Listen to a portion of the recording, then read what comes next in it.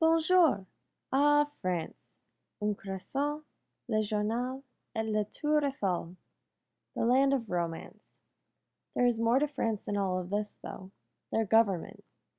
France is run as a republic, which means that they are ruled by law, not by the people as in a democracy.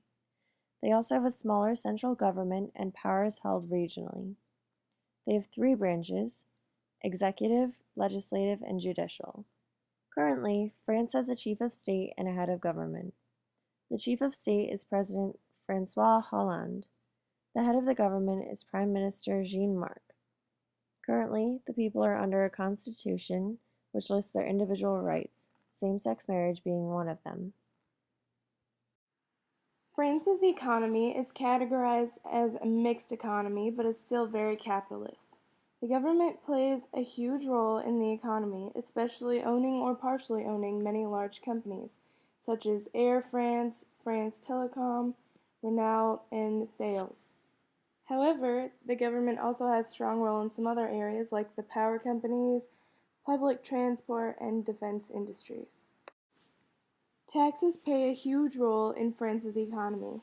They make up 51.9% of France's GDP. The GDP was $2.291 trillion, which ranks them as 10th in the world. The median income of France's citizens was $36,000, which ranks them as 40th in the world.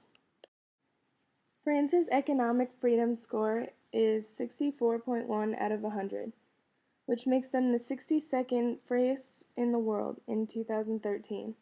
America was rated the 10th freest.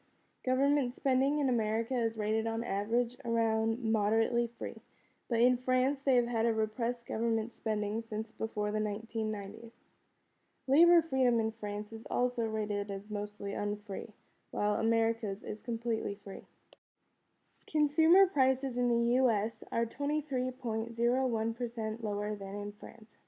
Rent in the U.S. is 6.3% lower than in France as well. Restaurant prices in the U.S. are 31.29% lower than in France, and groceries are 16.57% lower than in France as well. Although local purchasing power in the United States is 45.75% higher than in France. We have decided that France is definitely a place you would want to vacation because of its beautiful sights and tourist attractions. You could definitely live there, but it would cost a lot of money because everything would be much more expensive, especially since the American dollar isn't worth as much as the euro.